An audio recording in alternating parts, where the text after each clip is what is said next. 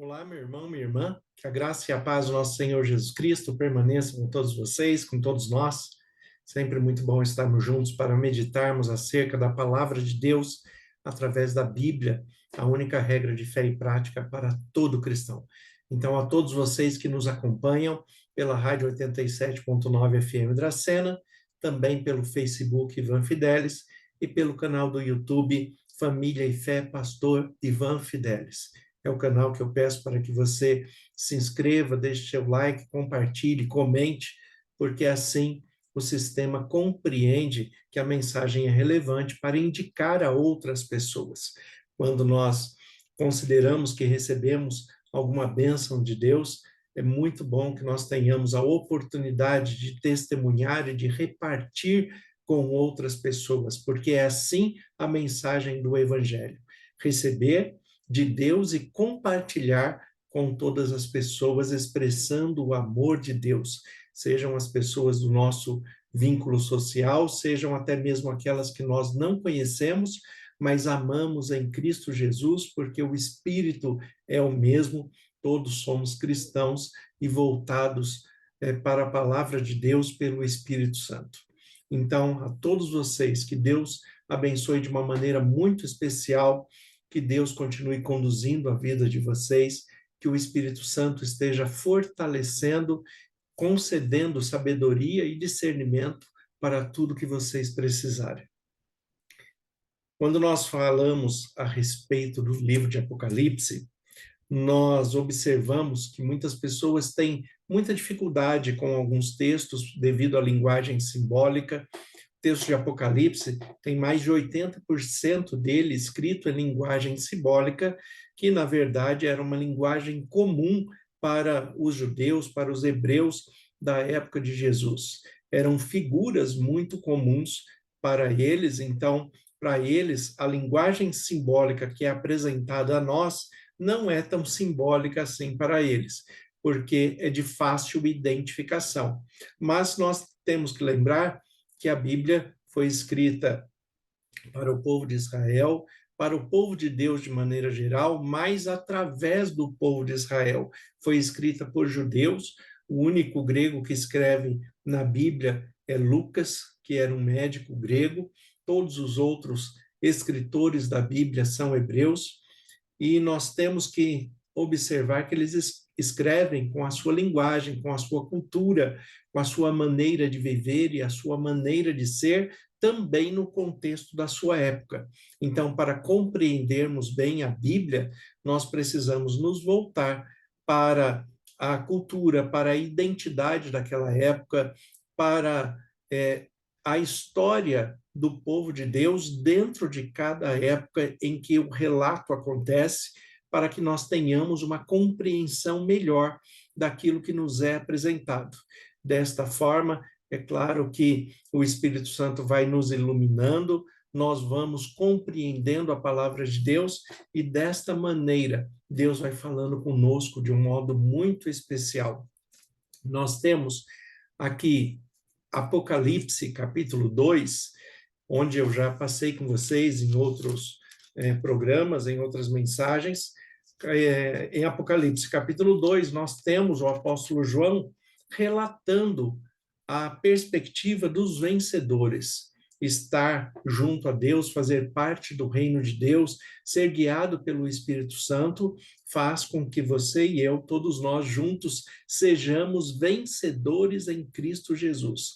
Então, as cartas que são escritas às igrejas, e as igrejas, claro, falando a respeito da igreja de Cristo, que é a expansão do reino em todas as denominações, em todas as religiões, onde há adoradores que adorem a Deus em espírito e em verdade. Então, as cartas em Apocalipse, no capítulo 2, capítulo 3, estão apresentando os vencedores.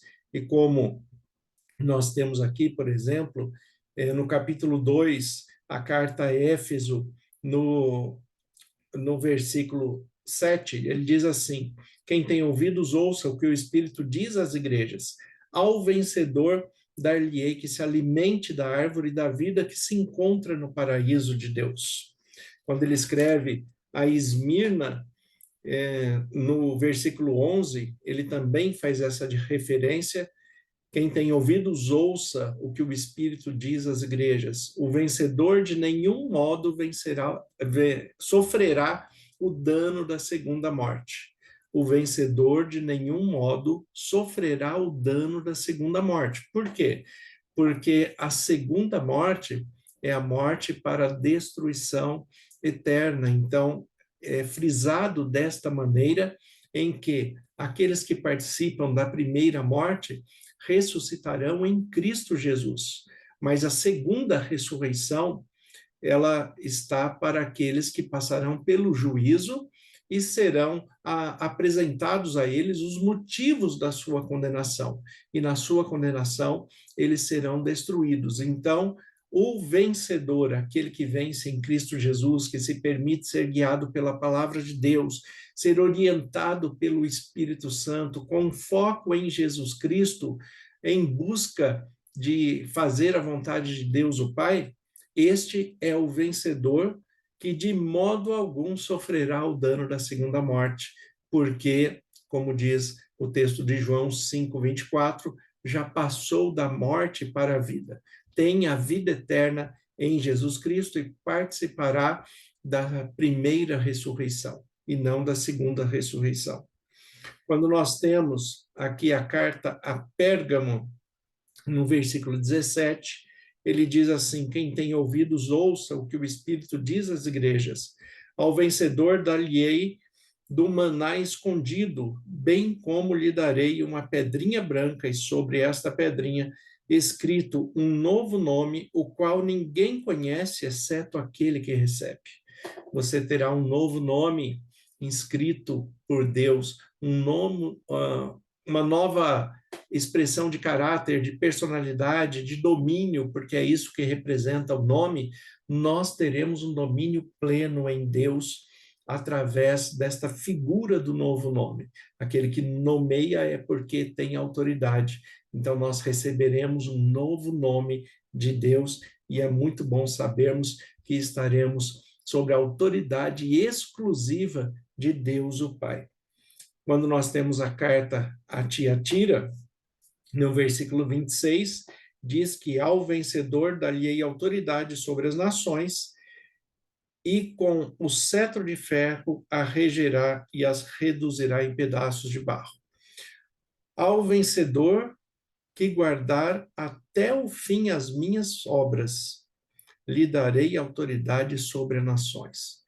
Como diz Jesus também, aquele que perseverar até o fim será salvo. Continue perseverando, continue sendo guiado pela palavra de Deus, continue mantendo seus princípios, valores, ética, moral, respeito, temor ao Senhor, que é o princípio da sabedoria. Continue desta forma e assim você vai compreender a boa vontade de Deus e será um vencedor.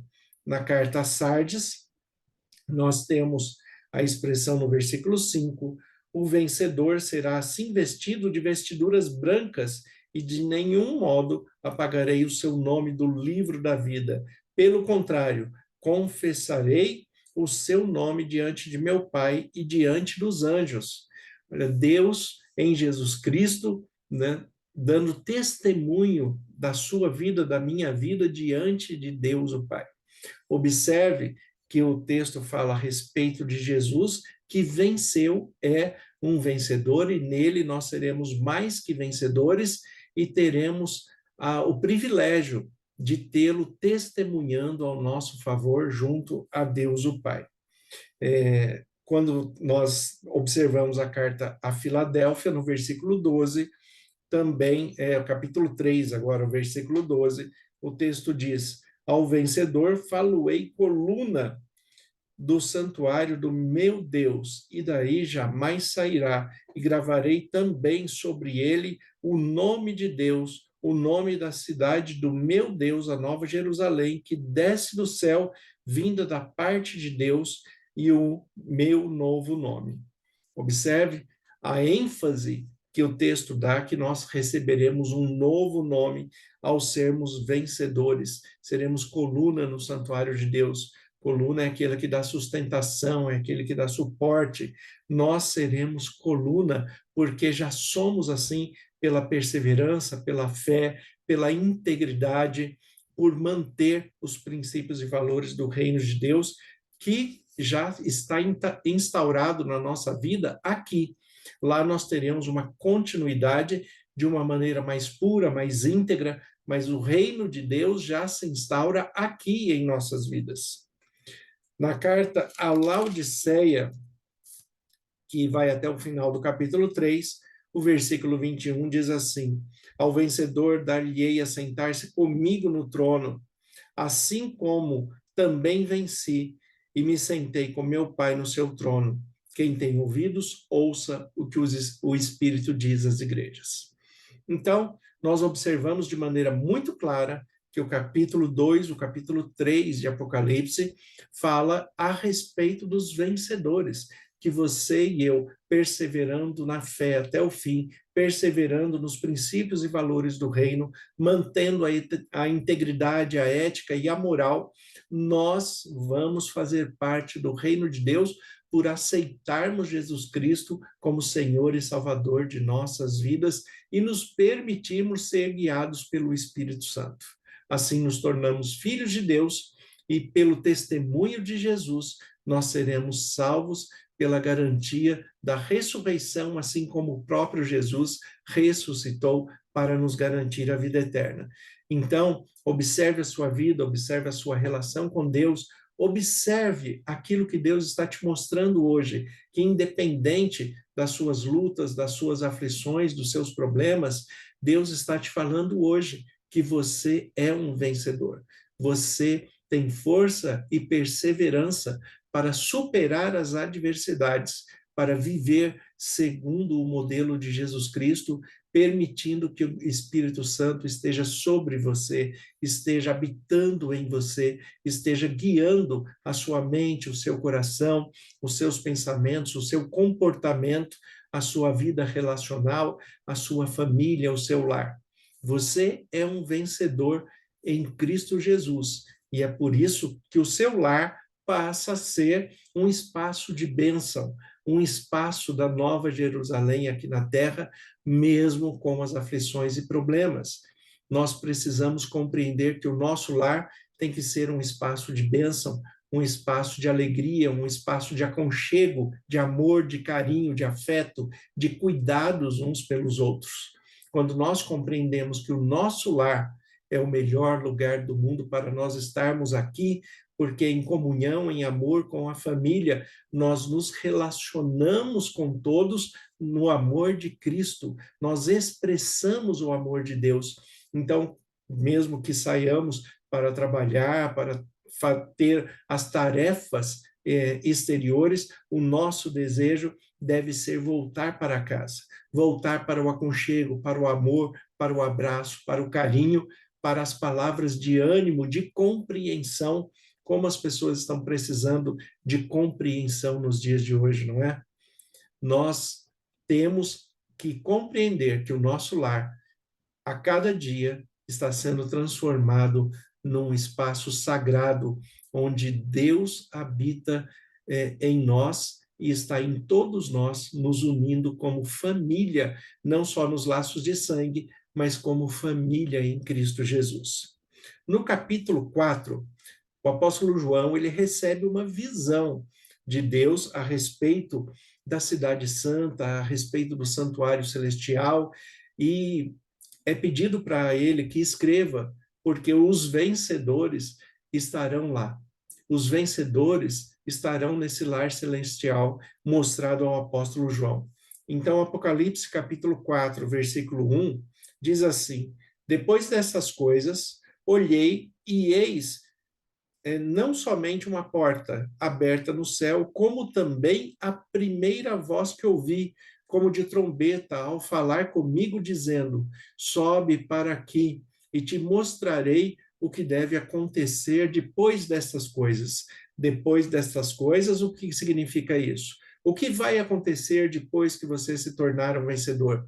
O que vai acontecer depois que você superar as suas adversidades e limitações? O que vai acontecer depois destas coisas? O versículo 2 diz: imediatamente eu me achei em espírito, e eis, armado no céu, um trono, e no trono alguém sentado. E esse que se acha sentado é semelhante no aspecto à pedra de jaspe de sardônio, e ao redor do trono há um arco-íris semelhante no aspecto à esmeralda. Observe que aqui são citadas pedras que, no contexto hebraico, representam autoridades que são dadas, que são concedidas, ou, no caso de Deus aqui, aquele que tem autoridade sobre todas as coisas, sobre o universo, sobre o céu, sobre a terra, sobre o que há embaixo da terra, tem autoridade sobre toda a sua criação, e ele criou todas as coisas. Então, as pedras representam, cada uma delas, o poder e a autoridade de Deus. No versículo 4, ele diz: ao redor do trono há também 24 anciãos assentados neles. 24 anciãos vestidos de branco e cujas cabeças estão coroas de ouro. O que representam esses 24 anciões?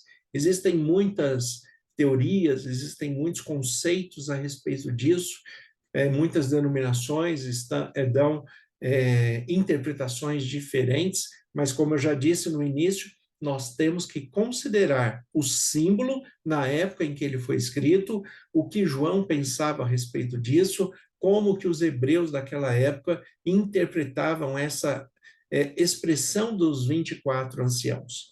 Anciãos são considerados pessoas maduras na fé, pessoas que conhecem a palavra de Deus, pessoas que vivem com integridade, com princípios e valores do reino de Deus. Então, os anciãos representam a todos os cristãos, a todo o povo salvo em Cristo Jesus.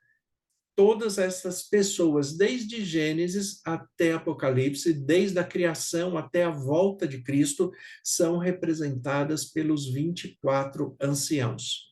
Então, são pessoas maduras na fé, que perseveram na fé, que mantêm a integridade, que mantêm o temor ao Senhor, o respeito, os princípios e valores.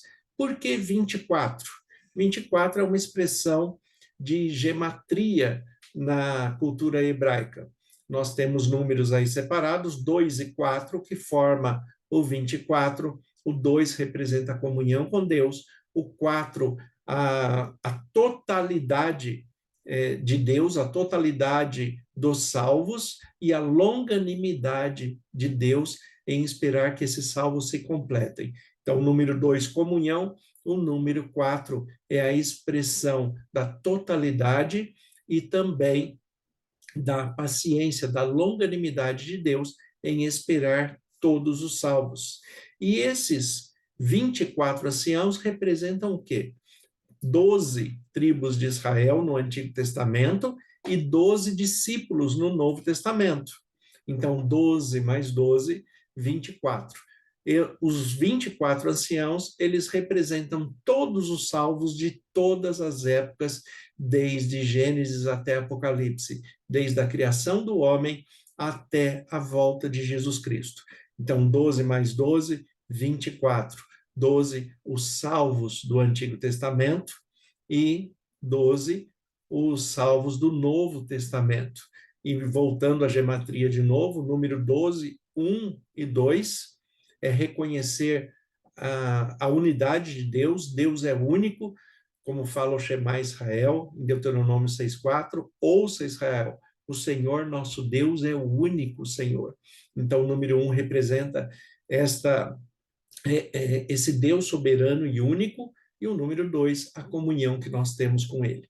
Aquele que compreende que somente por Deus nós somos salvos, somente em Cristo Jesus nós temos a salvação, somente nele nós temos a intercessão, somente nele nós temos a provisão para a nossa vida humana e para a vida eterna através da ressurreição. Então, estes são os símbolos aqui dos 24 anciãos, em que nós faremos parte dele. O que fala aqui? Que nas suas cabeças estão coroas de ouro.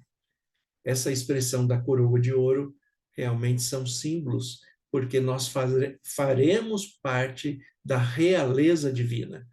Deus, em Cristo Jesus, é o Rei soberano de todo o universo. E nós faremos parte dessa realeza, porque somos filhos de Deus, irmãos em Cristo Jesus e guiados pelo Espírito Santo, que nos promove a unidade em Deus e a unidade uns com os outros no amor de Cristo.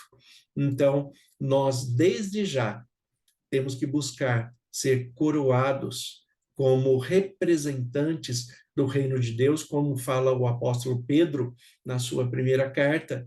Ele diz que nós somos nação santa, sacerdócio real, povo de propriedade exclusiva do Senhor. Então tenha isso na sua mente, no seu coração, compreenda que você faz parte do reino de Deus, o seu lar deve ser um pedaço da Nova Jerusalém aqui na terra, e mesmo com as nossas limitações e problemas, em Cristo Jesus, você é mais do que vencedor. Todos nós somos mais que vencedores em Cristo Jesus.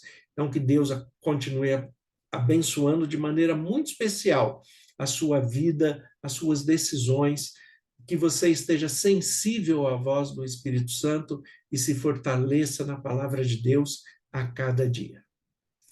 Senhor, nosso Deus e Pai, nós te agradecemos pela tua palavra que é viva e eficaz. Como ministro do Evangelho, em nome de Jesus, eu peço as tuas bênçãos especiais sobre cada irmão e irmã que nos acompanham e cada família por eles representado. Te agradeço pelo privilégio de, em Cristo Jesus, sermos mais que vencedores e aguardamos a volta do teu Filho. É em nome dele que nós oramos. Amém. Que Deus abençoe a todos. Tenham um excelente dia em nome de Jesus.